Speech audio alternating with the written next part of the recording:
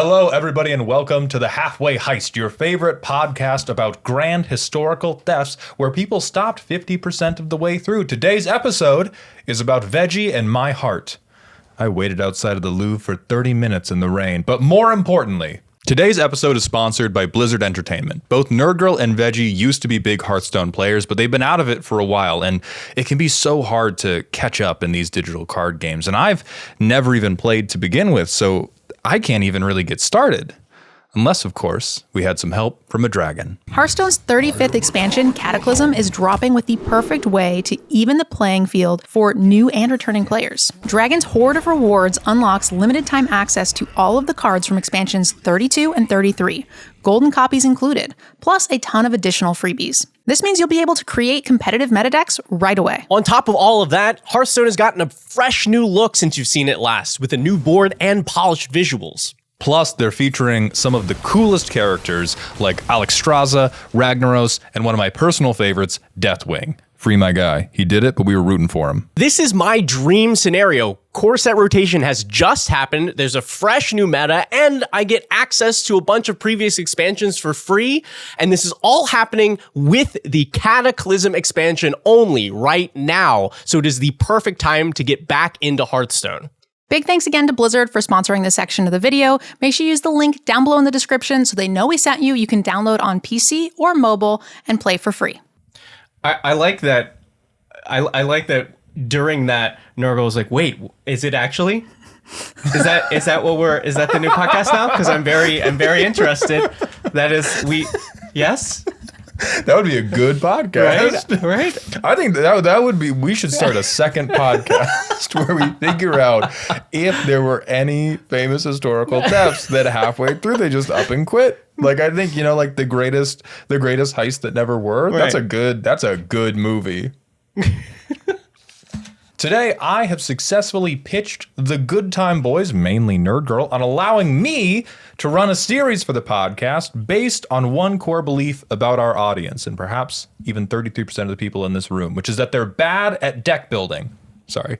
So we're going to be talking about archetypes. We're going to talk about one archetype an episode, how you build it, what's important when you're building, when you're playing, what are some of the most overrated cards, the cards you need to be looking out for that the going knowledge of the internet isn't going to tell you about. And then, because we realize not everybody plays Izzet, how you play against this archetype, whether it's in your building or when you're actually on the table with them. I did not agree to that part. I'm not giving out my secrets. NerdGirl's here already. So today, we're doing Spellslinger. I felt like it would be good to start us inside the comfort zone for me and NerdGirl. Veggie, I know you're going to be a little bit behind the ball, but it's kind of like Sephiroth. Okay. Yeah. So for anybody who's super new to Magic, let's draw a box around Spellslinger. This is, we're casting multiple instants and sorceries in one turn, not necessarily our own, and that should somehow win us the game. There was already disagreement. Yeah, no. For those of you listening on audio only platforms, I don't know if you could hear NerdGirl's face as Wald was describing that, but visible rankle. I'm all for casting. I like Spellslinger decks, but I build them very differently than the rest of the hosts here. I'm all for casting multiple instants and sorceries per turn. My thing is that I like them to be impactful, whereas someone like Veggie will cast 30 spells, have drawn 2.5 cards, and made a treasure, and will pass the turn happily. That's because you killed his Gutter Snipe. If you're taking that, Gutter Snipe is a card I will certainly use, but all of the spells you're doing should be impactful. It shouldn't be... I just can't. But the thing is, in a normal Spellslinger shell, the things that are most impactful is one of two things. It is either the Gutter Snipe, like the permanent engines you have on board, or you play like a Storm card at the end. I get it, but what I'm saying is a good chunk of Veggie's turns will be him fiddling with himself and then ending not having done anything. I have watched Veggie play a thing that is meant to be the payoff, and then you go, I want every gun we have to fire on that goblin so many times. I'm like, I guess I got to draw 40 more cards until I get the only other copy. Skipping ahead to how you play against it, where it's, plot twist, Spellslinger looks really bad if you kill the thing that makes spells do damage. So then you shouldn't be doing 40 spells that aren't accomplishing anything until you have another option. That's all I'm saying. I'll roll this back a little bit because I also kind of disagree with the way that you presented Spellslinger. Excellent. A Spellslinger deck is one where the instants and sorceries are the primary spells that you're playing. I'm halfway with you. Mm-hmm. Can I raise one disagreement there? Sure.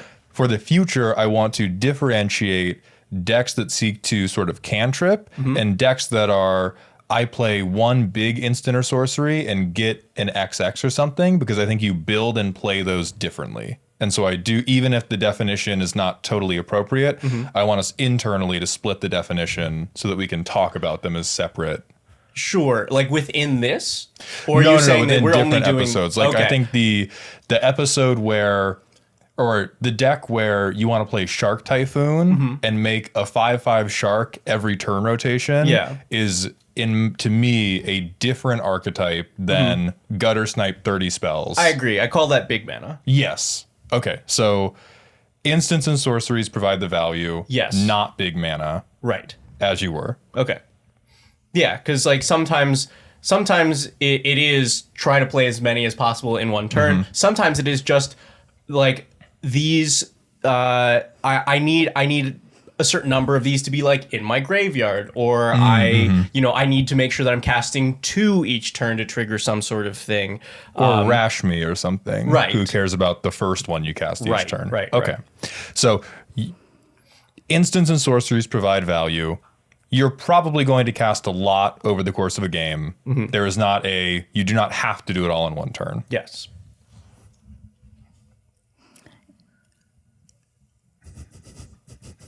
This particular one makes me angry. I think that's why you picked this. Yeah. I like Spellslinger decks in the way that I build them, which I know is not typical. So yeah, I like casting spells and getting a lot of incremental value, whether you're making like a Thopter for every spell or young Pyromancer type stuff, where you're gaining value for every single spell. And I think that is what is important. You have a lot of those spells that are good in their own right, and then you get some extra incremental value from things like Gutter Snipe and Young Pyromancer. Okay. So now that we have really cleanly and quickly defined what exactly the archetype is, let's talk about principles for building it, whether you are building your first deck, your 100th deck, and we're only going to do one per host. So if you can impart one thing. Sure. I actually set myself up by the definition that I said from before. If you are building a Spellslinger deck, swap your numbers for spells and creatures. Because the instants and sorceries are the thing your deck is based around, whereas your typical deck, the creatures are the thing that the deck is built around. So at the very least, those numbers should be swapped, and I won't get into any more of the subtlety, no nuance. But yeah, 60 instants and sorceries, one creature. Yeah. Give me inverse primal surge tomorrow, please. That's the whole deck. That's what the deck is. They do it in one card. Yeah. All right, NerdGirl, do you want to go second or last? I'll go second. Okay. So make sure you have enough pieces that can utilize those. Because if you have one Gutter Snipe in your deck and 90 spells, and Veggie complains that you killed his Gutter Snipe and now he can't do anything meaningful, then you've built the deck wrong. You have to have more. There are lots of those sorts of effects or effects. Do you remember that time I built you a Spellslinger deck and you were like, I have no cards, and your commander drew you cards and you played your commander exactly 0 times? Yeah, I didn't have no cards. Yeah, how are they supposed to play their commander? Right. His commander was every time you cast 2 spells, draw a card. Yeah. And he Why would you play played it 0 times. Yeah, why would you do that? Yeah. I put a payoff in the command zone for you. I will. Yeah. I will attempt to piggyback. You're free to disagree. I would say if you are a new Spellslinger player, the minimum number of payoffs that either do damage to people or create a body on the board should be 12. That's a very specific number. I didn't think that hard about it. I deal with that number a lot for deck building purposes because that is about how low you can get before it becomes very difficult to mulligan into one or draw into a second one. So there's some decks where like you need to get a 1-drop. If you have 12, that's about the number where with your free mulligan and whatnot, you can get one without having to go down to like 4. Or if your first one gets blown up, you have a chance in hell of drawing your second one before the game really gets away from you. Yeah, veggie. So you definitely did the math on that, right? No. Yeah. It's just about It's like vibes. Yeah, It's vibe oriented. it's math. vibes is if you go to 10, still doesn't work sometimes. Go to 15, you're definitely going to have it too many. You draw too many. 12, but 12 is the number that me and my God have come to as the lowest you can go. I will not disagree. It sounds like a reasonable number, but I could see 10. I could see 20. I mean, maybe not 20. There probably aren't that many in the 100 card deck, but 12 seems fine. I see you stirring up that hot pot of rage bait. What do you think about that? I think that's too much, which then only leans farther into the fact that I'm already catching heat for not having enough of them. And I did say novice on purpose because I think if you are very good at it and you're very good at working through your deck as deeply as possible, you gain the freedom to go way, way lower. Also, if you build higher power, you have ways to fish them out, like tutors Yes. and things like that, where you're a little bit more flexible. Whereas I'm usually building like my Spellslinger decks in budget or something along those lines, where I have every gutter snipe mechanic. I've got what's the 4-drop? Every time you cast a spell, shoot for 1, shoot for 2. I can't think of it. It's like a little tower. It's an artifact. Yeah. Oh, Sentinel Tower or something. Yeah. Like- I know what you're talking about. So can't- I will build all budgety spells, and I have a lot of those type of things. And 12 seems like a reasonable number. Yeah. Between 10 and 12 probably of what I would put in, but those are weaker effects than I think what Veggie's trying to go for. I think Veggie wants to do a lot of piddly actions until he finds his big payoffs, not Golden ticket. not a bunch of cumulative fiery inscriptions, which is how I like to kill people.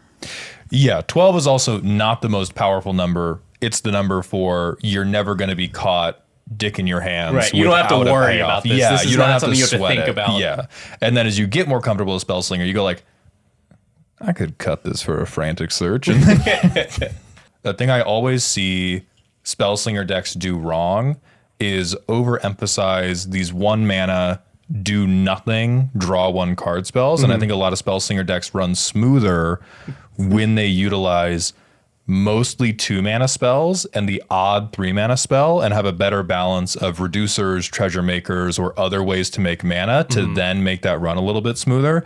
So that'll be my thing. My core principle would be if you're doing Spellslinger and your mana curve does not have a pretty big spike at 2, you've probably done something wrong or extremely right. Those are the only 2 options. You either have the sickest and best Spellslinger deck ever, or you have fucked it.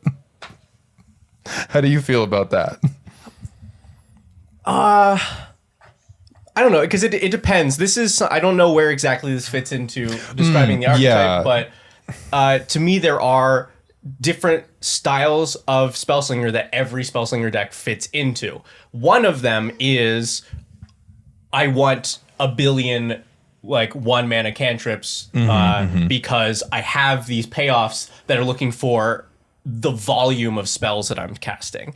Stuff like Gutter Snipe, Fiery Inscription, that is like, hey, the more spells that you can cast that don't really do a thing, the better that this will be. Those are the decks that I actually think 1 is the fuck up in, outside of doing it supremely right. So that's what I would actually say, like most bracket 2, bracket 3 Spellslinger decks where they're just kind of like, I build a mountain of dog shit and then push it over on top of you, are the ones that are getting it wrong by playing like too many copies of Consider. Versus like, because I think it changes a lot if you're doing Simic Spellslinger and you want to play a spell on everybody's turn, but you're also running like Wilderness Reclamation or something, and you're untapping all your lands, then you can be a lot greedier. You have way more money to work with. But if you're like red, blue, I'm gutter sniping you, I'm gutter sniping all over you, I think more 2-mana spells. I don't think so. I mean, well, because in the other styles that I think exist that you can categorize pretty much every Spellslinger into is spells in the yard. Yeah.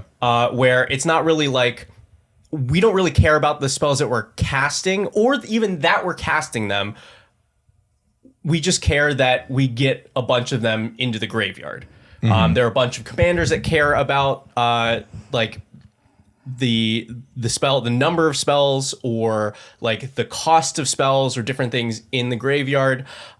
This is also one that like gets played in what am I thinking? I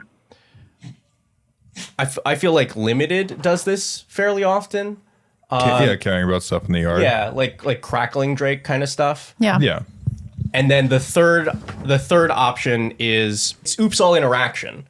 This is the I'm just going to put something on the board that gives me some sort of an advantage by casting spells, and then I'm going to use my resources just to interact with you. Great, you played something, countered it. Cool, I maybe drew a card. Made a 1/1. Right, I made a 1/1, whatever. But I'm not actively casting a bunch of spells. I'm just going to then gain some benefit every time I mess with your stuff. So you're talking about my deck. Yes. Yeah, so reactive Spellslinger rather than proactive. Yeah. And those in reality is more like it's not really a Spellslinger deck, it's a tempo deck, or it is a control deck.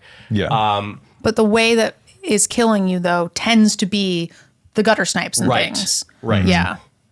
But you're right. I think that it's more control almost oriented, where it's like you're not trying to combo, storm, do things. You're just trying to maintain the board state while they're just getting eaten alive by your bonus value. Yes. Yeah, it's actually kind of rare that you're casting more than like 1 or 2 spells on a turn. But every time that you do it, you're getting more out of it. Now, Mald's number of 2 CMC makes sense to me because a lot of the payoffs are there. A lot of the creatures that ping, like the O4 wall or the unruly catapult type things, oftentimes those are 2 mana. So like your payoffs are in 2, and there are a lot of 2 CMC spells that I think go very well into it. So it makes sense to me that there would be a spike there. One of the things I wanted to point out about Veggie's point for this is switching your spells and creatures. That I actually disagree with. I hate agreeing with Mald, but I got to do it sometimes. I actually like the idea of more spells instead of trying to swap creatures and spells. I like trying to swap your creatures for spells that make creatures, which to me is still trying to kind of do the creature thing. So I'm talking, this is a bad example, but like a Serpentine Curve, and that's a draft comment I know you're gonna make fun of me for, but it is just a spell that makes body based on instants and sorceries in your graveyard. Or my favorite addition to Spellslingers is Adventures. Because then you get the benefit of both having an instant or sorcery to trigger your stuff and bodies for defense. Yeah. I would count that as the same thing. Is that NerdGirl's first bad faith argument? I love it. Right? I love it. What? That's so... you're like, I disagree with Veggie. Anyway, here's my agreement with Veggie. No, he was saying... That was a sick reframe. Veggie's not doing that. Veggie is casting... Veggie is putting 40 stacks on the board and not producing any creatures. Yes, but Veggie's advice wasn't have no creatures on your board. Right. It was in the Moxfield list, don't have a high creature count. I agree with your interpretation, which is... Don't necessarily play a high creature count, but you need to have a way to make the not high creature count get creatures on the table. That was not bad faith. Veggie was not putting any creatures in his deck. All right, I think we all are correct here. We all are correct here because what I said here covers exactly what you said. More instant and sorcery cards in deck, less creature cards in deck. I didn't specify then what you do with those things or what they produce. Well, adventures are And still creatures. true, I will probably have much less creature bodies on the board in my builds. I can take like a 20-minute nap during Veggie's Spellslinger games, and I wake up and his board state hasn't changed. There might be like one more treasure. And also, so I feel like we've mentioned this before, but this is like decked out year one trauma. If you look at the numbers, if you go back through the episodes, probably the last time that I played a Spellslinger deck that actually could cast more than 2 spells in a turn was like episode 12. But I did it so traumatically that NerdGirl still to this day is like, yeah, every time that he plays Spellslinger, he's casting a billion spell. I'm like, yeah, I remember 2024. You're gonna have to pay for the therapy before I stop holding it over you. The first 11 decked out games are collectively referred to as the incidents. Right. Like okay, so we're all definitely in agreement on how to build it. Let's do one core principle for playing it. So whether you are borrowing your friend's Spellslinger list, you have bought a pre-con, maybe you've upgraded a little bit, or you haven't upgraded it at all, how should you pilot a Spellslinger deck? Okay, well, I'll tell you this advice, and then I have to explain why you never see me do it. As the Spellslinger player, you get a natural advantage because your board almost always looks the weakest. Because you're not putting these big haymaker creatures down. You know, you're not setting up a board of stuff so that you can play Craterhoof and win. You have ramped and you've cast some cantrips. You have much less on your board than anybody else does. And you need to lean into that because you're fragile to somebody going, oh, wait, you know what? You probably have your combo pieces in hand, or, you know, I'm going to swing my stuff at you. And you go, uh-oh. I'll block with the one gutter snipe. Y'all block with gutter snipe? Yeah, gutter snipe dies to removal if you Yeah, he block does. with The it. removal of combat pressure because somebody keeps swinging a fucking Gigantosaurus at you. When you play Spellslinger, ideally you sandbag as long as possible until you get your massive payoff turn that makes NerdGirl mad at you. That is the best way to play Spellslinger. You build resources in a way that your average player cannot identify is a problem until the turn where you go, great, now I'll put my gutter snipe on the board. I still have 13 mana left. I have no problem. If you kill me with a gutter snipe, I am all for it, Veggie. The problem is you do your big payoffs. Like I played 30 spells and didn't do any damage. That's what makes me crazy. Somebody somebody run the numbers on it. Somebody find it. I'm just thinking back to the game you played, Team Your Iroh, and we watched you assemble like gutter snipe and a reducer. Killed them. I believe you found a way to bring one or both back. We killed them again. Yes. And then you took like a 20 spell turn and then died. Yes. And so this is why you don't see me do this that often, is because when you're playing for entertainment, you are still trying to win, but it is, in my opinion, really boring to watch a player go, mana rock, pass, mana rock, pass, etc., counter. Okay, now on turn 25, I will need to take a 30-minute turn that like probably kills everybody, should kill everybody. But yeah, you've waited all this time, and maybe if somebody else just does a good thing before that, you never see the Spellslinger deck do anything. That almost feels more controlling, though. Like what you just described feels like a control combo deck, where it's like you just mana rock, counter until you can combo and kill someone, even though that may be through casting spells. Yeah. I don't think that is, to me, the definition of a Spellslinger deck. It is to me. That definition is why I stopped playing Spellslinger so much, because that's how all the games go, is you get into this position of, it's not, my turns were never as big as Veggie's because it wasn't as much of a freak, but you sandbag for a while, you do what you have to do to stay alive, And then you begin taking these turns where you go from like 1 or was 0 to 1 setup things a turn to I'm casting 5 spells this turn. Did I live again? I'm going 10 this time. Yep. You should all be dead now. Did I live again? We're going to 20 because of all the bullshit I have made. Right. And it's just never fucking fun for anybody below. Like bracket 4 and above, people start having fun with it again because then their ears are up enough that they think looking out for your setup pieces is part of the game. But in brackets 2 and lower bracket 3, where people think reading your opponent's game pieces is labor and not part of the fun of Magic, like they just go, what the hell, man? You robbed us. We did everything right. I played my dinosaur. You played a wimp. And he robbed me. Yeah. I mean, I think that you probably are describing a Spellslinger deck that is more built control-y, which is not something I typically see, and I just lump that into the control deck. I don't even think it's control-y though, because I didn't build it. It was for a proactive thing, but the proactive thing it wanted to do was if I start going earlier than the turn where I probably kill you all, I definitely don't get there. And then, in fact, because I'm not control-y, I don't have the resources to adequately defend myself. Should you then decide I need to be board wiped, I need to be beaten to death, I need it to be... But you don't need to be board wiped because Veggie's definition or description was do nothing for 5 turns except for counter people's stuff and then go off. I specifically mentioned counter as like one thing, but it's not counter everything. It is, I'm going to focus on my setup that does not stop people from punching me in the face. And maybe I hold up a counter spell or a removal spell per rotation so I don't die. But you are building a board because Right. when you said like, mana ramp, counter, I assumed we were not building.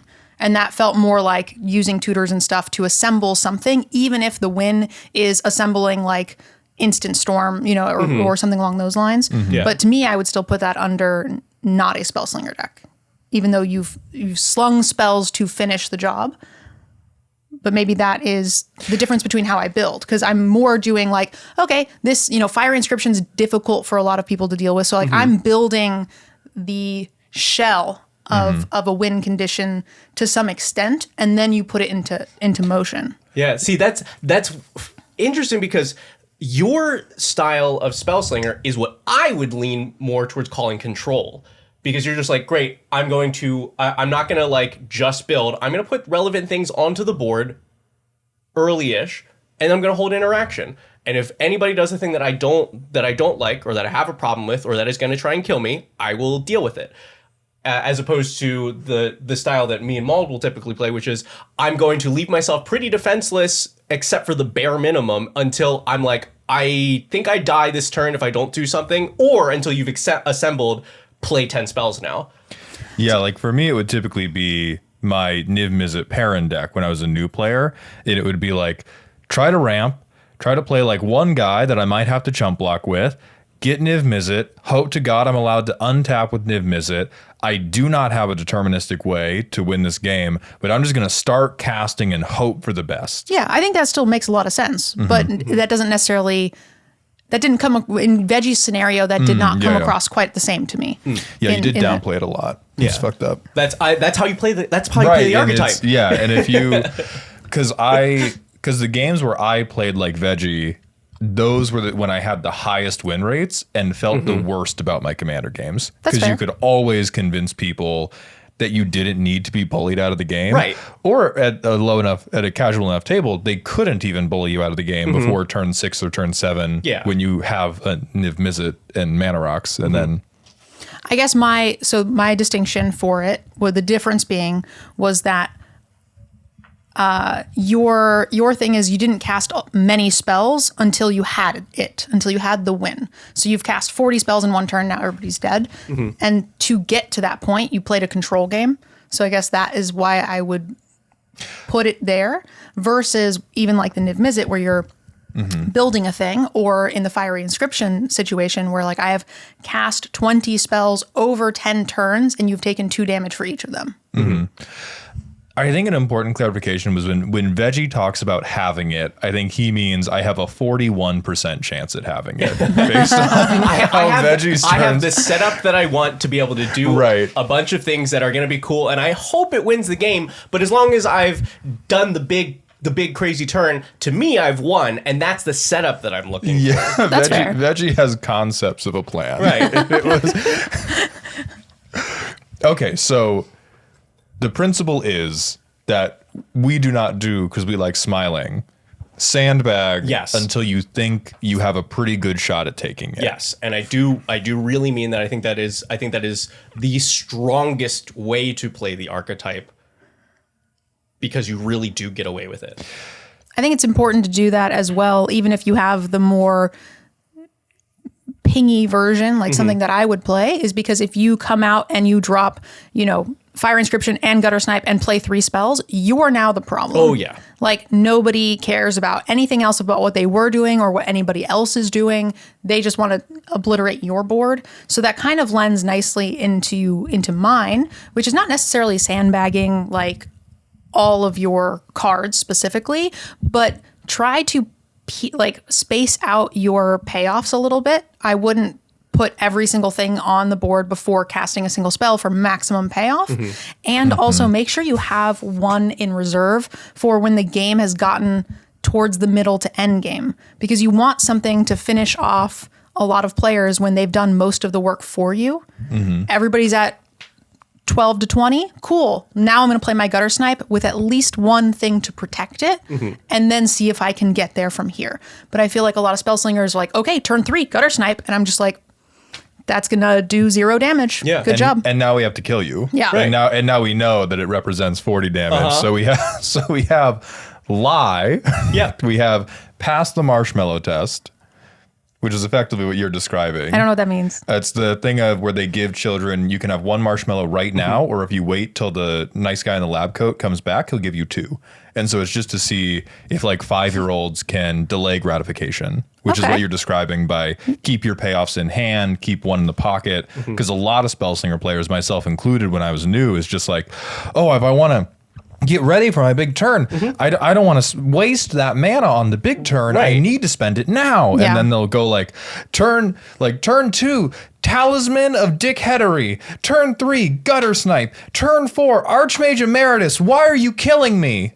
Yeah, I think the idea that your Archmage or Gutter Snipe needs to see every spell you cast is a trap. Yeah. Right? Like, it is better to cast it in a position where you can protect it and get the benefit of the triggers while protecting it. Force your opponents to commit a lot more to deal with your payoffs. Yeah. Yeah.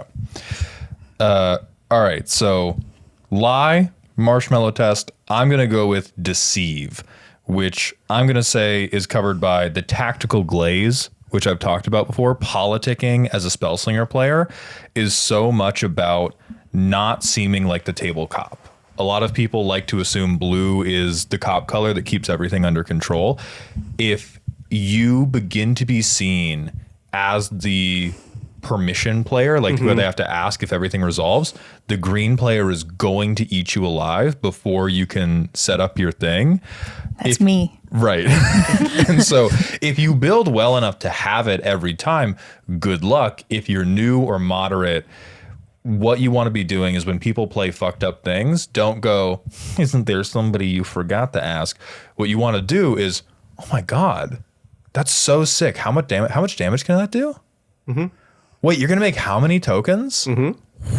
Yeah. I can't stop that. I should put that in my insert, make up a deck.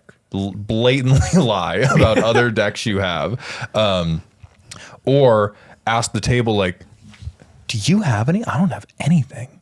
Yeah. Wow, that's really good, because many things that people, especially in lower bracket games, are like, oh my God, the game's over.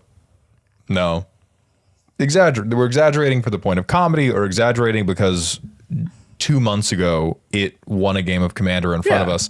So always try to pass the ball to other people at the table before you go to interact with something, even if you know you're going to interact with it. Try to get somebody else to be the first one to say, this is a problem that must be removed. I think that's more important in Spellslinger decks than it is in others. Like, yeah, getting your opponents to use their resources to solve problems is always important. In fact, you guys talked about that recently on one of your Get Good podcast about how to become a better Magic player. But I think in Spellslinger, where the interaction that you have is not just an answer to a problem, it is also a payoff. And waiting the longest you can to have all of the payoff things on board for you to take advantage of it. Because that spell is worth 1 kill spell right now. It is worth 1 kill spell, a card draw, and 2 damage later. So I think just passing the priority, like you said, to make sure that you're getting the most out of each one of those spells adds up a lot. Yeah. So now we're going to talk about overrated cards. Damn it, is that the second time I agreed with Mald? Oh, yay. What's up? Ugh. 1,000-Year Storm. Oh, Not a hot take, but I think that every Spellslinger falls for this trap at least once. The juicy 6 mana permanent that you're like, I'm going to do so much with this card when I untap with it, and then you don't. yeah. What's funny is better than that at the same cost is whatever the one that just makes a dragon whenever you cast a spell. I think it's also 6 mana. I don't know the card. Oh, yeah. From the new Dragonstorm deck? Yeah. Yeah. Like that will win you many, many more games than 1,000-Year Storm. 1,000-Year Storm will produce some of your favorite moments ever, but it'll do it like twice in your lifetime. I'll even take it a step further, and I'll say I think the desire to copy is like one of the biggest traps Spellslinger players fall into. There are notable exceptions with commanders who do it for you, like Alania, very, very good with copying. You rammed Twinning Staff up all of our buttholes, not too far back. Yeah.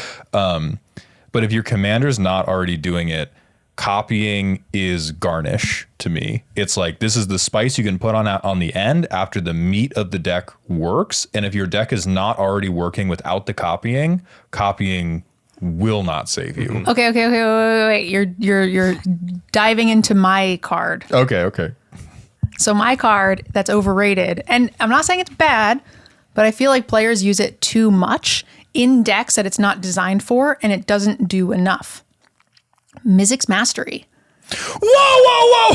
You shut the fuck up! I've seen so many players shove it in just any deck Yeah, that put it in is all- like, Yeah, put it in all and of so them. they're like, here's my big payoff, Yugi, whatever. I will cantrip 4 times. Yeah! And I'm like, the deck doesn't need that. It didn't do as No, much but as I it do. Right. Me, John Spellsling. Have you read what the card Yeah, does? do you know what I have overload it in a- means? I It do. Cast everything in your graveyard? Everything you've cast. And if all of those spells do nothing, then because you shot somebody's gutter Right. snipe.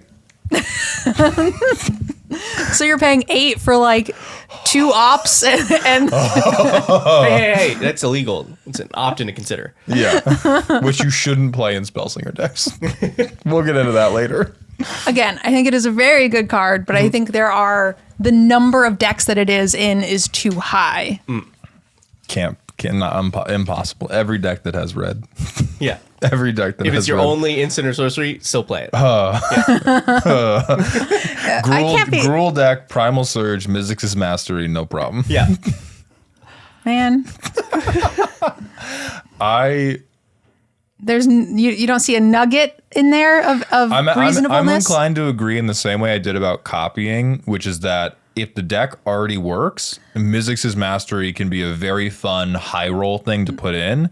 If your deck is struggling and you go, oh my God, casting everything again for 8 will surely save me. It means you are never getting into a position in the first place where it could save you. Right. Thank you. So I'll agree on So that I think it's a basis. very powerful card that should be in a lot of decks, just not in every deck that is not designed for it. I just say it's one of those, like, I would say anything you're putting in, I'm going to try to umbrella our statements. Anything you're putting in to copy or recast your stuff goes in at the end to have more fun with, unless it is incredibly efficient. You know, maybe like Snapcaster Mage would because there's always exceptions to any broad rules we try to make. Yeah.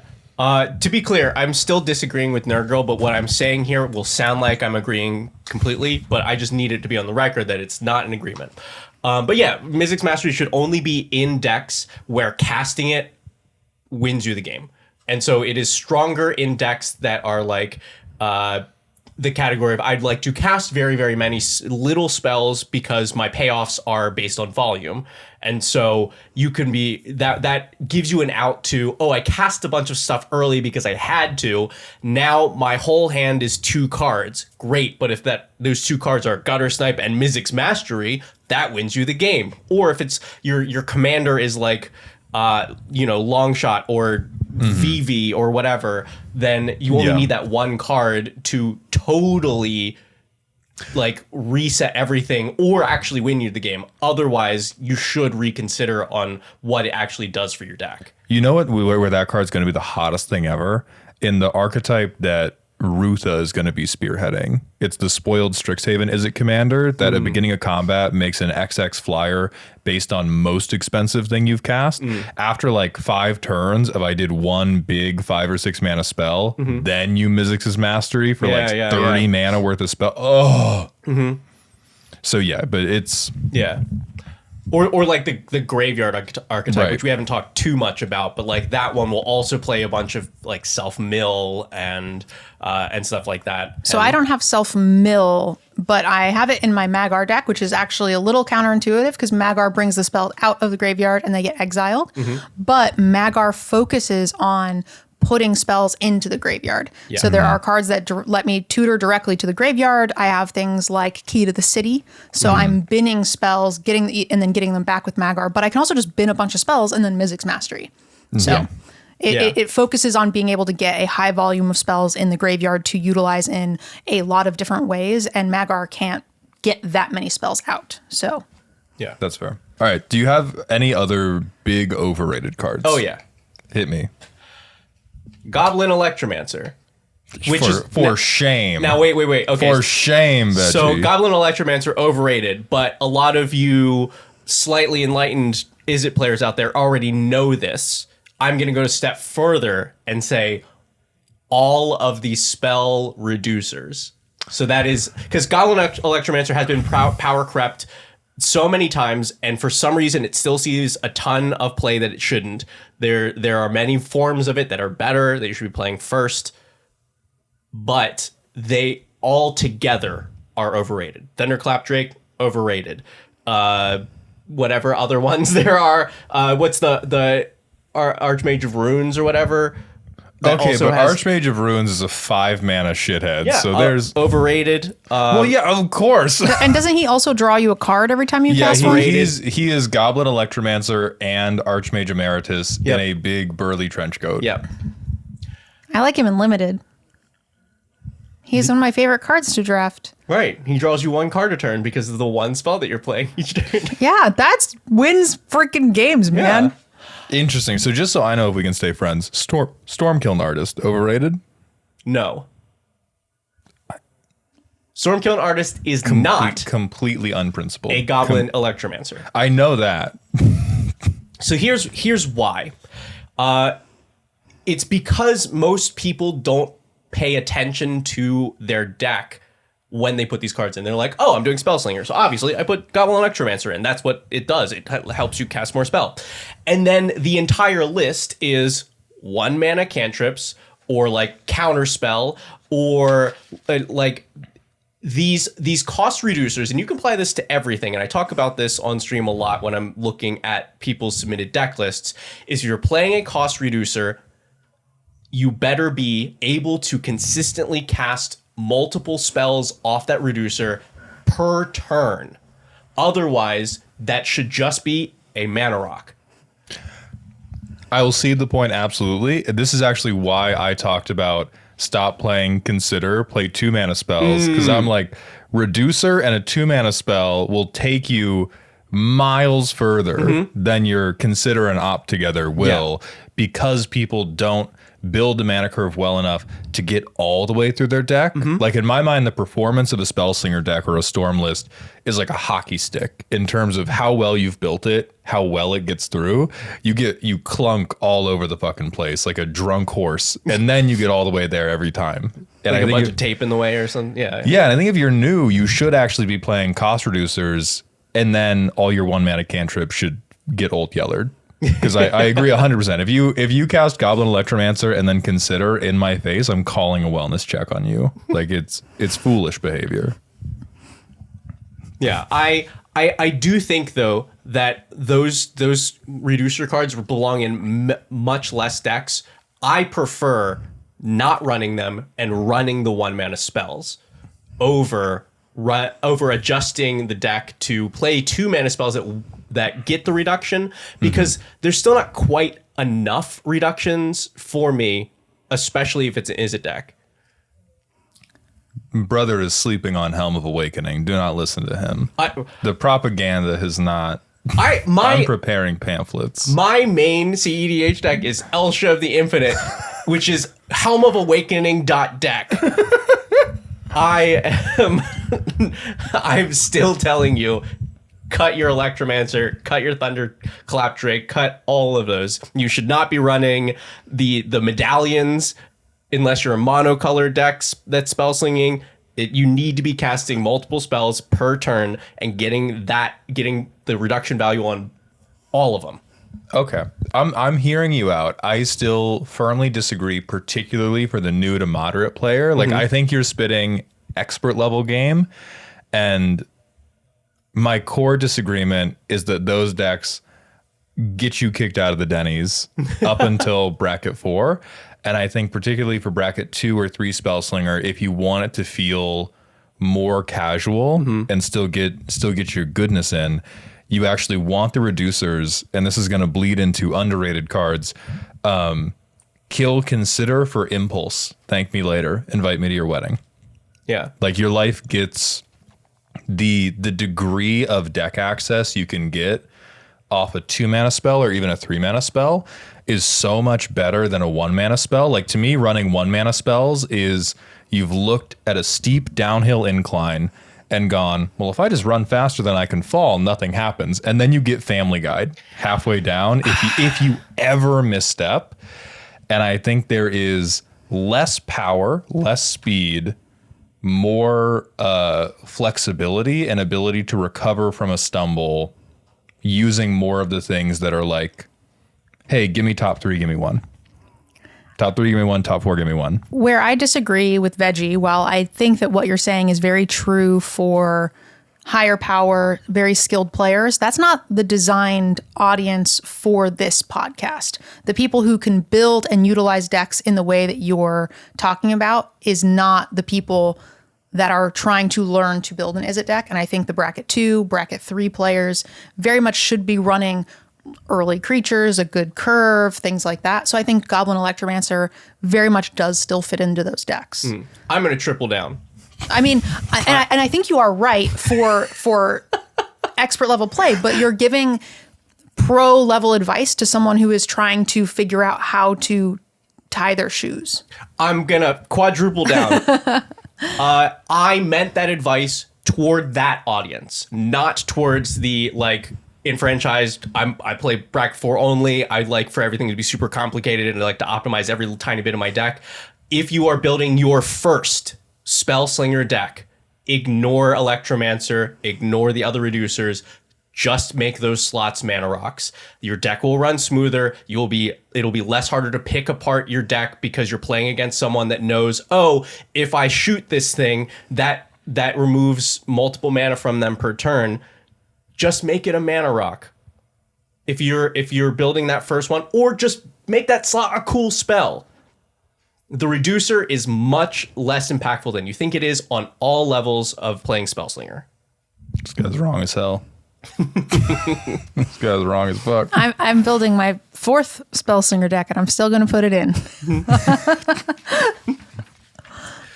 All right, let's move on to underrated cards. And I am now going to double down on the humble impulse. I think this is not even in Spellslinger. I think effects that do not draw you cards, but have you check the top whatever of your library and get your favorite or your two favorite are some of the most written off effects in Magic for reasons I cannot fucking conceptualize, because every time I'm able to cast them or seen them cast, they will rip your game from the jaws of defeat, and suddenly you will be back again. And like stock up is the one that everybody fucking plays.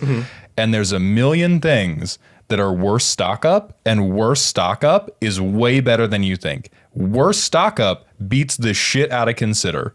There's a reason why it's like a $6 uncommon in standard, right? Like, yeah, like it's insane. Blind Drunk and On Its Ass, worse stock up beats the shit out of Opt. Like, it is because of that running downhill thing you see, because I see a lot of very bad Spellslinger decks. Like, that's because you play with me. I was going to say, this is when you open your quiver. Yeah, but people go like, John Maldhound, do you play blue? My Spellslinger deck doesn't work. And I am just inundated with this wave of like 1-mana cantrips that build a road leading to nowhere. Because if you think about it statistically, which humans cannot do, but if you pretended that you could wrap your head around statistics, if you're trying to go off on your Spellslinger turn and you have a hand of 1-mana cantrips, you're betting over and over again, okay, the thing that keeps the machine spinning has got to be on top. Unless you have built that curve very well and you have leaned in very aggressively towards the good stuff, the thing that keeps you going, probably not on top. And the way we try to fix that is we stack a million things that are like, okay, Emeritus, I'm going to draw an extra card, which means it just needs to be in the top 2 things on top. And that makes it better, but it still does not solve the fundamental issue of if you don't have the curve math sorted out, you end up gassing out a lot of the time, versus the thing that you need to keep going is almost certainly within your top 4. Definitely within your top 5, maybe within your top 3. And so these are like draft common cards, like Telling Time. I would say Spellslinger players underrate that. They underrate Impulse. They underrate even Drawn from Dreams, which isn't even a Spellslinger card because it's a 4-mana card advantage it's like card. Sorcery,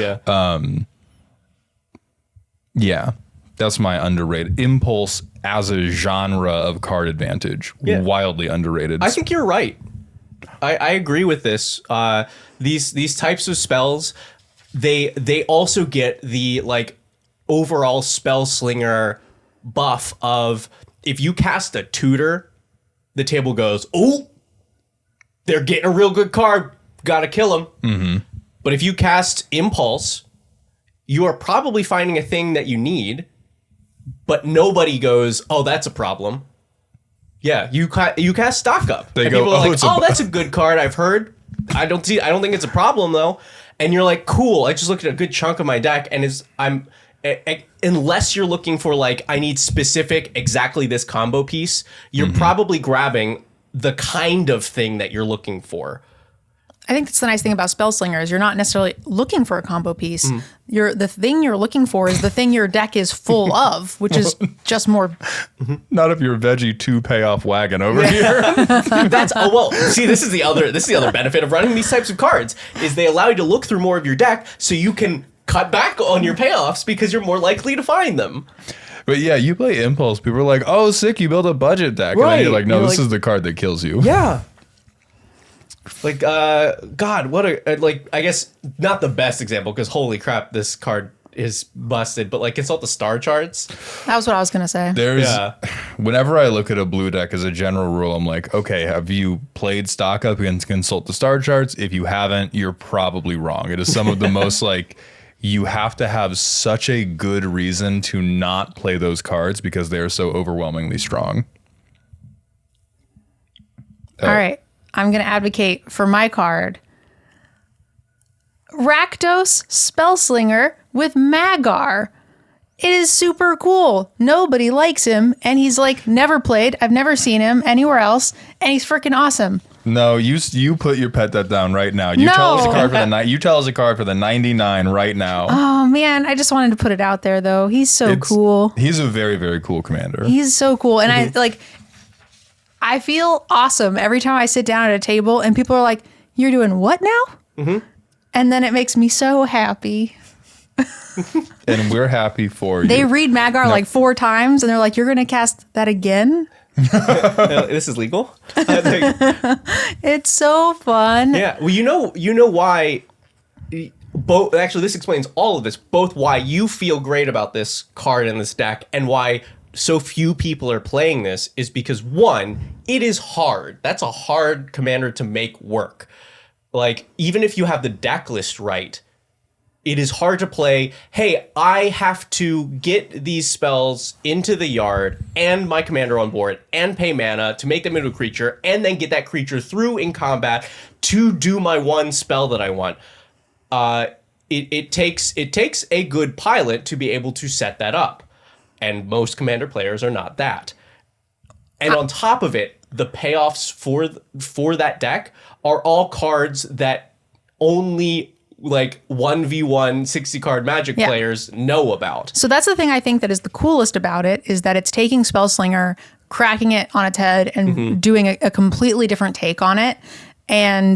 And you get to utilize cards that aren't good in Commander. So people are like, "You just did what now? You thought seized me?" Like, that's not a thing. Like, and I'm like, yeah, but if I do it every turn and I can change my targets and thought seize different people based on whose threats, you can use it as politics. Hey, Veggie, let me hit you for 3. I'll thought seize Mauld and make sure, you know what I mean? And so it's such a unique build. But anyway, I agree. We'll talk about the 99. And I don't see it a lot. What happened to the artifact I brought up earlier, the 4-drop, the static? Yeah, the tower like thing. Sentinel Tower. The Sentinel Tower, yeah. Why is that not being seen in? I love that card, and I don't build a ton of Spellslinger. I have it in Magar, of course, and every time I play it, I feel like $1,000,000. But why aren't I seeing it in other payoff decks? Because most Spellslinger players are really bad. Yeah, and it's not good until you're getting to like 4 or 5 a turn. Is it like? There are tons of things that do 1, and now that's 1 damage to each opponent, but being able to direct it to creatures is pretty good. Being able to be like, okay, 1 upstairs and shock your creature. Like, I don't know, it feels good to me. Yeah, but it feels underrated. I don't think enough people are playing it. Maybe I'm overrating it. I don't know. I think hurting anybody to you feels good, which is leading you to overrate it. Because I think like shocking somebody else's creature, you're just not a deep down Spellslinger, and so you don't have the same like prey instincts that we do, because the things we're worried about are 10/10 dinosaurs. And so there's been so many times though where I'm like, okay, cantrip, shoot this thing for 1, do something else, kill your other creature, and then bolt your X4, right? Like it gives you so much flexibility to use your 2 or 3 spells per turn in a diverse way that kills a lot of things. Well, I would say that's because then a lot of Spellslinger decks aren't doing 2 to 3 spells a turn. Okay. They're either doing what Veggie and I talked about, which is all of them, 1, 0, or infinity, or they're built so badly that they're just struggling to get to ever chain together more than like 2. And so, because the time I've seen Sentinel Tower used to great effect was my friend has a Zethi deck, which is extremely annoying and does the like, I'm going to cast minimum 2, maximum 4, but I'm doing it every turn. That's me. Yeah. That's my goal in most Spellslinger decks that I do. I would call you like Flurry rather than Spellslinger, because that's closer to the tempo idea of it. But that's just fucking semantics. So I'd say if you're doing Flurry Spellslinger, yeah, Sentinel Tower's huge and you should not sleep on it. But I think Flurry is also an underrated genre of Spellslinger. I weirdly also agree with you on this. I agree with you on this. Is Sentinel Tower, I think the problem that a lot of players run into when they're building their deck and they see Sentinel Tower is they go, oh, 4 mana, ooh, woo. Too many. Can't play more spell after 4 mana. Not cost reduced by Electromancer. Right, and then like, oh, only 1 damage and then 2 damage? Okay, what if 2 damage for everything? For less mana. Mm-hmm. And they're like, okay, I can just use my other spells to remove stuff. But especially in the decks that you don't play, the ones that want to go, I'm gonna kind of set up and then play 5 spells minimum a turn. It's so good for those because the amount of damage that you can deal like to face about evens out, but you also you have a solution for the problem of, okay, I finally got into a position where I've got the pieces that I want on board, and now if I just start casting spells, I'll win the game, except for all of the other things that people have put onto the board that will now make me dead. You can go, great, I can start casting my spells to draw cards or whatever and shoot things down until I feel comfortable moving that damage into players' life totals. Yeah. And I find like I'm not running it in lieu of a gutter snipe, right? It's in addition. Mm-hmm. So then you are able to put in extra face damage to the opponent who has the most life total. So you can kind of, bring them all down. Mm-hmm. And it's really good for killing larger creatures that your Spellslinger spells often can't deal with. Yeah. I'll point out even one more advantage to this is this cost colorless mana. That's it. True. This is colorless mana. Colored pips in your Spellslinger deck are so valuable because every single cantrip that you play is a colored pip. Every time my Spellslinger deck failed to fire in the first year of my commander life, it was off of a colored pip. Mm-hmm. Not off of amount of mana. It was off of, God, 3 blue spells in hand, 2 blue sources on field. God, invert it. So yeah, colorless. And that's why instead of Goblin Electromancer, you play Primal Amulet, because then you get the reduction and it's colorless mana. The more you know. Veggie, what's your most underrated card? Oh, I didn't have one. Buster Sword? I just wanted to point out that I'll take got his skipped. Buster Sword. You should be putting Buster Sword in your Spellslinger decks right now. Put it on Gutter Snipe. See how fucking crazy you get, dog. Anyway. Okay, so now I'm gonna speak into existence that we chapter marked this. If you don't give a shit about playing Spellslinger, but you have an annoying local Spellslinger player, this is the part where we talk about how do you dismantle a Spellslinger player? How do you deal with them in a way that's not gonna feel like bullying, not gonna bring the vibe down, but is gonna make sure they suffer. Right. We're just gonna leave this entire section up to NerdGirl, right? Yeah. The 3 points that we're gonna talk about is point 1, what do you focus your removal on? Point 2, what politicking works and doesn't work. Point 3, when are they bluffing and when do they actually have it? So with point 1, let's have a fun little thought exercise. Mm-hmm. For the 3 of us, you are against a Spellslinger player, or there is one in your pod. They have something that makes mana on cast. They have something that draws them a card on cast. They have something that deals damage on cast, and they have something that makes a body on cast. Ignoring the fact that you are definitely losing this commander game, you can remove one thing. What do you remove? What turn is it? The card draw. What turn it is it? depends on your life total too. Like, is them casting 2 spells make me dead? You are at 20 life. It is turn 8. I'm going to assume everything is kind of equal as far as like the board state, right? Assume I would go with the card draw. What would you go with? I would go with the bodies probably.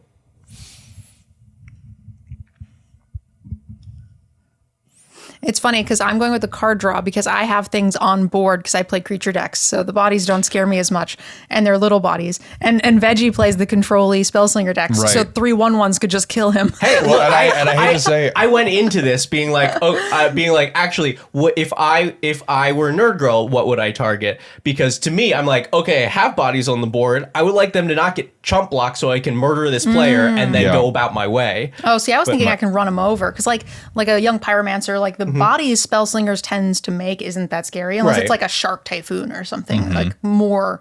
I assumed it was more generic. So NerdGirl also said assume 20 life, turn 8. I have trample, as I always do. Right. Yeah. I overrun in hand. Those 1/1s will lose the war of attrition to my dinosaur or my whatever. Well, I don't think you get a war of attrition in this hypothetical, though. Right. But if they can't draw cards, then but if they can make money, they can draw cards, though. Yeah, because that's my thinking is like the cards are good, but it is not necessarily the choke point for the deck, because even if they don't have play spell draw card on board, half of their spells draw cards. That's the one that feels like the resource you can't run a Spellslinger player out of is cards in hand. The way that you beat them is like I don't have enough mana to be able to cast the things that I want out of my hand, or my life total has gone down to 0 and I don't have the types of resources to prevent that. See, I find when Spellslingers are targeting my stuff and getting the added cards that are attached to doing that. Cool, kill your 1 dinosaur, draw a card. And I find this a lot to be true in standard or like in 60 card as well. If you are not choking them off of that card draw, then it's really, really hard to beat them in the late game. And that's like your only chance is to run them out of resources first. I agree with that in standard. I disagree for commander. My vote would also be bodies because of your ability to then use that to politic. Okay. Like I am probably looking at this from more of a constructed standpoint than... I mean, also you like roll the tape though, because you can watch episode after episode until episode 12 where I stopped playing Spellslinger of you dismantling Spellslinger players. Yeah, but for you, the hypothetical never has bodies. You just you have things that draw me a card, things that make me mana, more things that draw me make card. dopamine, things that make dopamine. Right. So the categories are because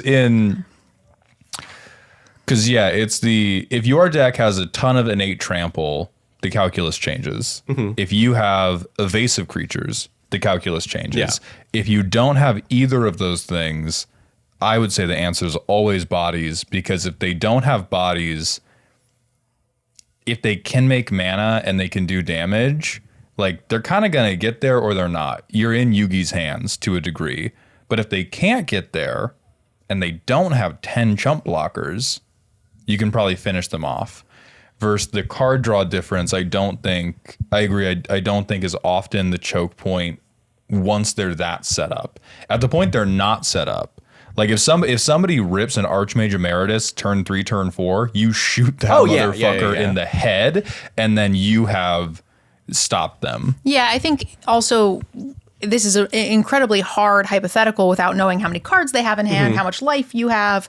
And so I tried to like picture everything being kind of equal, where it's they don't have a fully loaded hand. So Archmage Emeritus is like a choke, point, and then like they don't have a full board, so them getting creatures. It's hard to imagine all things being equal. Yeah, right. Actually, we can clean this all up by just saying that Mald's question is flawed and not helpful to anybody. Yep. The I real think it's answer to extremely this helpful. is you remove everything because they don't have that much. You interact with their board, which is the thing that nobody does, because it's like, all right, well, Johnny Dinos over here has 3 dinosaurs that I can identify as a threat. And then, Mickey Spellslinger has only got an Archmage Emeritus, and that doesn't kill me, but it does. They've committed their 4 mana to this thing, even though it is not a life total threat to you. That is a very important piece of their game plan. Even if their only thing on their board is like 2 mana rocks, blow up a mana rock. I think the real answer is that you convince the other 2 players to kill them because they have all of those things on board. And you should just kill them. Well, right, but part of killing them is they can't. But yeah, I'm doubling down. I still think it's the card draw, because without the cards, they can't make bodies and do the other stuff. So I'm very confident in mine. Well, I'm not very confident, but that's the one I think. I mean, I think that's true if they have 2 cards in hand, Yeah. and then untrue if they have 5 cards in hand. That's where it's about like the parameters of the hypothetical. And so I think it's more useful for all of us to debate about how they're going to get there. Because the real answer is Spellslinger has the kick a baby problem, where at all times when it is correct to interact with them, you're going to feel like a bad person. Yeah. You have to do it anyway. Yeah. I remember playing the Stella Lee precon against a friend, and they ripped an edict effect, and they were like, man, sorry, John, I know all you had was the Thunderclap Drake. And I was like, my entire game has been dismantled by the singular action. And I mean, it just ties into what we said before, that the Spellslinger gets a natural advantage because they don't look like a problem ever until they suddenly either win the game or just have put themselves in a position where it's inevitable. You need to pick apart the things that they are putting onto the board because every single one of them is very important to that player. You see this a lot in Decked Out too, because I'll get a lot of comments being like, wow, they're so mean. They killed Veggie. He had like 2 things on board. And then Veggie's outro's like, it's a freaking good thing they killed me because I had 3,000 damage in hand. What? You threw my enriched plutonium into the lake, you monster. So yeah, they can easily have it and they don't look like the threat. Okay, so for what do you remove first? Split decision on the hypothetical, but hopefully it was a useful thought exercise if you were listening. And then you gotta bully them. Yeah. And if they push back, they're either lying, as many of us are. Remember, if Not you're me. a Spellslinger player, best advice we can give you: lie, deceive, cheat, steal. Let's talk about politicking with them. And I had Oh, no, continue. because I had one thing I was thinking about on the drive over here, which is that I think Spellslinger is on the far end of the spectrum in terms of archetypes of deck you cannot make high stakes deals with, or like you shouldn't, and you can with other people, and you can kind of trust them to go through. With Spellslinger, particularly the kind you and I have talked about playing, I think you can't. Not just because we're evil, but because we don't fucking know what's going to happen. Right.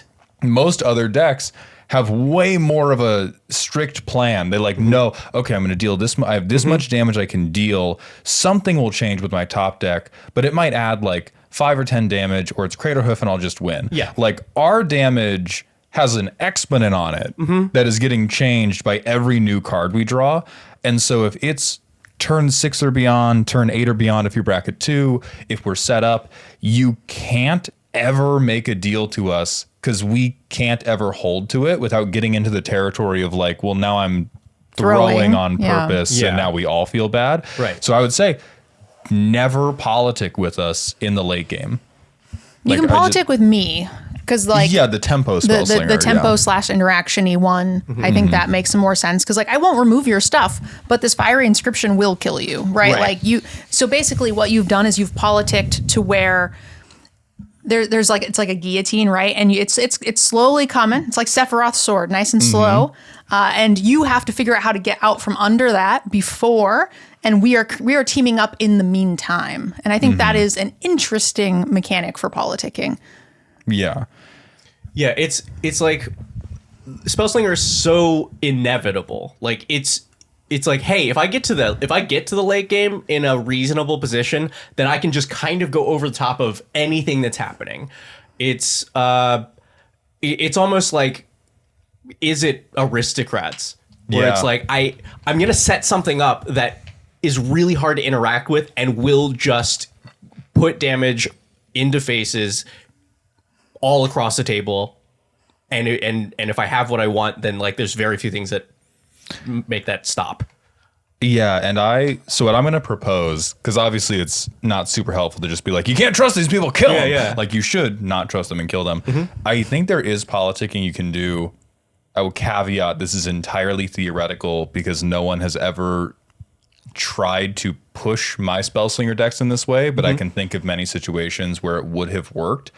The way to politic is when they go to cast that early greedy setup piece, you just go, wouldn't do that yet. And you can threaten them with damage. You can threaten them with like, if you set that up now, I will be forced to begin an aggressive campaign against you.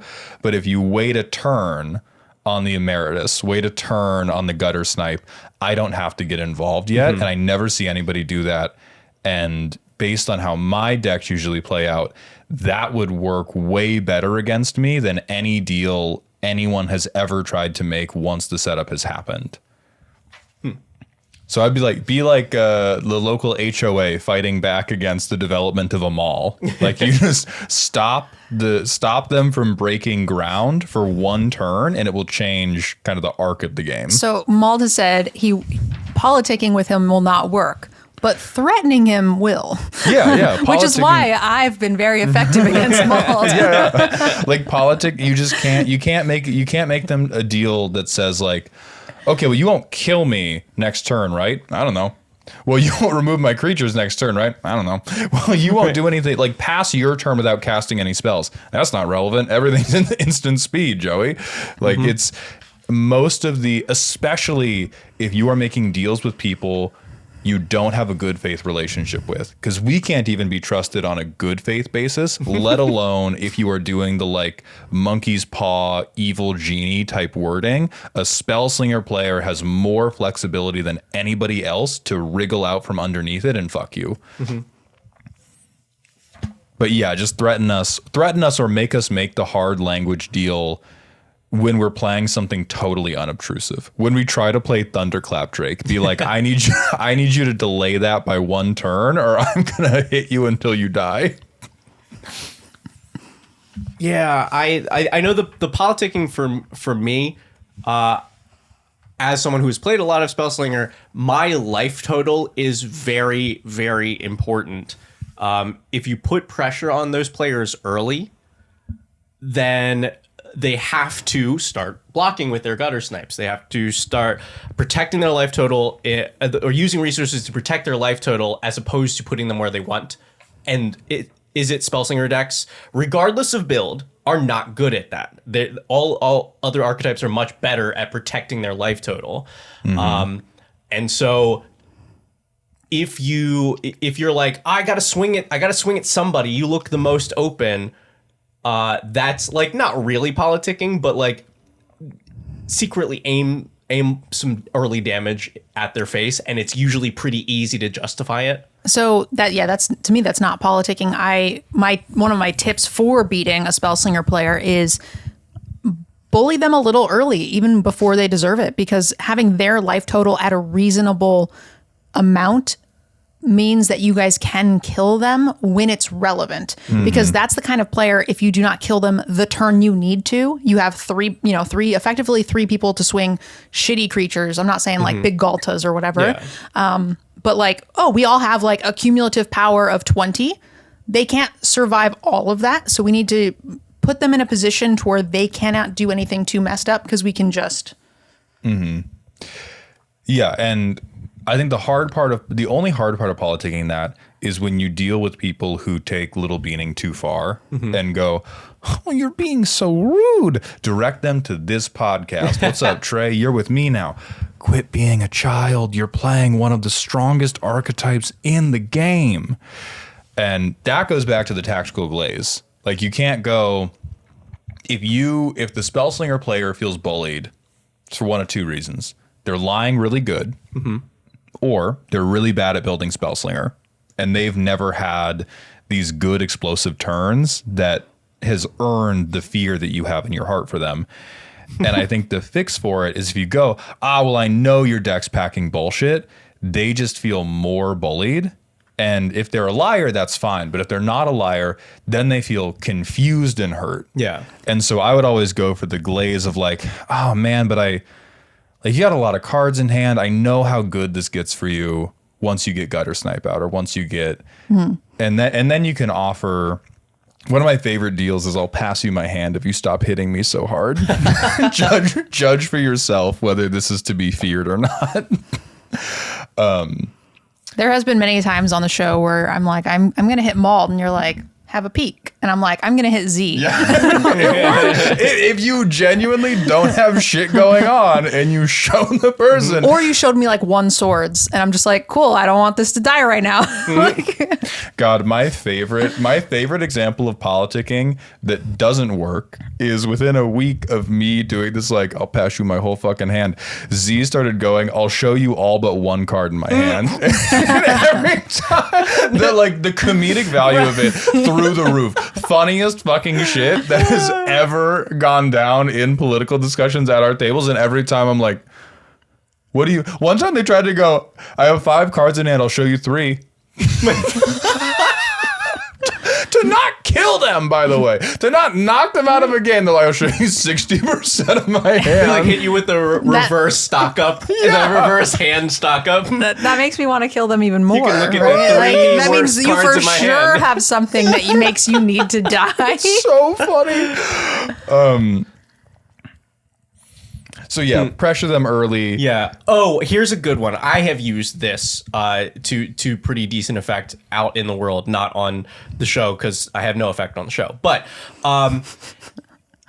when you make moves like this to bully this player, rightfully so, justify it as my deck is very. I know what my answers are to big dinos. I know what my answers are to mill that's happening over there, but I don't have good answers to your strategy in my deck. So the only way that I can do it is by attacking you early or blowing up your stuff. Oh yeah, you're so oily and tan and muscly. I simply have to shoot you in the head right now. Oh Yeah. no, oh sire, you're so big and strong. Yeah. And that makes a lot of sense too for what I was saying earlier was get their life total down because the only thing I have to deal with you is to make sure that you are within killing range when necessary. Yeah. But I mean this more specifically is actually saying that because that effect also lets the other players at the table know, oh, I can't count on this player to deal with whatever they're doing. So maybe I'm kind of on board with also hitting them. But it also stops a lot of the responses of like, but that's my only permanent. Look at me. Why would you bully me? It's like what do you respond to? I don't have answers in my deck to what you're doing, so I have to hit you right now before you do your thing. Yeah, which can tie in really well to tactical glaze of like, oh, but I just can't beat you later. Right. This is the only time. Yeah. The only time you're hittable, you're going to be so big and mystical. Your wizard hat's going to be so voluptuous and curvy. I just, sorry, sire. Bang, bang. Yeah. Sorry, All Might. While Nerd Girl is looking for a boy question for this episode, I'm going to remind you that thanks to Blizzard Entertainment for sponsoring today's episode. That's pretty cool. And it is a really good time to get back into Hearthstone or to start it for the first time because you're getting access to all of these free cards because like they've just had their core set rotation, so it's a brand new meta, and you can just jump in, catch up immediately to the players that have been playing, and have a good time. So make sure you go to the link in the description. Check it out today. All right. Hashtag boy question from Guilty Hat. Decked out battle royale. Who's walking out alive? I'm killing all of you. And I think for this question, let's include Z, Schultz, Kuro, Airball, everybody, yeah. The regular crew here. So you said you're killing everybody. Well, not if Z's in the mix. Let's just start with your back problems, all right? You're not making it out of wave 1. Oh yeah, I am. Well, okay, that depends. Have you had fight training? I know you can dance, which definitely gives you a leg up. Have you trained in like striking or wrestling? I am actually a black belt in multiple styles. Okay, veggie ones, yeah. Because if we were all untrained, Yeah. What styles? What is? yeah, name 27. I mean, all right, I'm overselling it slightly. I earned a black belt in Hapkido. And then I was given an honorary black belt in Taekwondo because they didn't want to make me go from white belt up to black belt, etc. But I changed schools because they were like a more rigorous workout routine, and they had more of a focus on like actual sparring. Mald, is he lying? I have no fucking idea. What do you mean? What are you talking about? I feel like if he told me he had a counterspell in hand, I could tell expect you to be able to call out bullshit or not here. Well, I think the problem is there is a huge amount of overlap in the skills, discipline, and effects of dance and martial arts. And so he could be totally fabricating this, like, because the important part of a lie is that you feel it, and so if it's totally fabricated, he could still feel it because he feels that level of command over his body, and he is familiar with that level of physical discipline, and that, so he doesn't seem like he's lying to me. Sure, he could be. If we get rid of Veggie's glasses, maybe we'll have a chance. I mean, we could get him like stand up here and kick really high, but then that takes the mystique out of it. Yeah, sure, I believe him. Yeah. Yeah. This is real. I think I am not the person that wins this. I'm just like that it has been. But you're a not while. out in the first wave. I don't think I'm out in the first wave. Schultz is out first, and he says thank you. Yeah. I don't know. I feel like Well, there's maybe like He's too action nice. mode Schultz though. I don't know. I think we have to, you don't have to consider, like, I don't think there's any of us who are, when shit gets real, I see red and bodies hit the floor. But I think if we're considering battle royale, that implies to me life is on the line. Every human has a pretty strong if it was beat each other up for money, Schultz is out round 0. He says, thank you, have a nice day. That's true. Yeah. And if it's to the death. When it comes to fighting, particularly unarmed fighting, height and weight is a ridiculous advantage. Yeah. It is not bigger than Hunger Games. No, that's not Hunger Games. That's, you can look at any combat sport and weight classes are 15 pounds wide for a reason.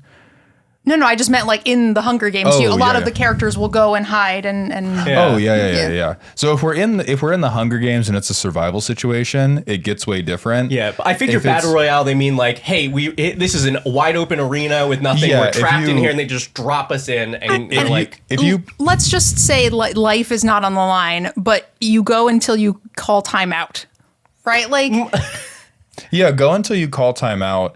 I think Veggie or Z have the edge because being trained in how to fight. If you had training in grappling, I would say no contest, you win. Because if you know how to put somebody in an arm bar. So I have jujitsu training. It doesn't sound like as much as Veggie. Yeah, but I did karate dead. and jujitsu. You're too small. I'm too small.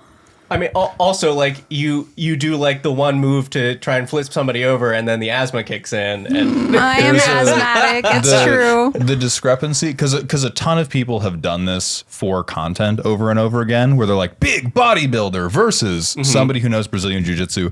When it's a trained fighter versus an untrained fighter, once you get past around 70 pounds, training not saving you. When you are within 30 pounds, training totally takes over. Person who is better trained or more experienced is going to wallop your ass. The 30 to 70 pound range is when you get those really exciting clippable YouTube moments where they're like, oh my God, that guy's kind of getting the big guy. Yeah. But at a more than 70 pounds, sometimes even 60 pound difference, it's just like, holy fuck, he's just so fucking big it doesn't matter. Yeah. Like you can just watch, I think even Hafthor Bjornsson, the strongman, has done some videos of this, and it's just like black belts in BJJ, and he just picks them up with one arm. Yeah. And they try to kick them and fall off. Yeah, and he just throws them across the fucking room, and that's the unfortunate reality of combat sports and why the weight classes are so tight. Yep. Because I'm like 230. Yeah, you're a large man. And so I just had like bad back. I fall on you, I win. Yeah, you're 80 fucking- pounds.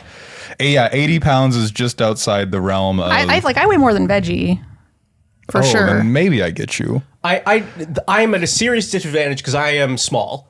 I'm small. Yeah, I think I'm out of shape. Like I'm certainly not martial arts shape anymore.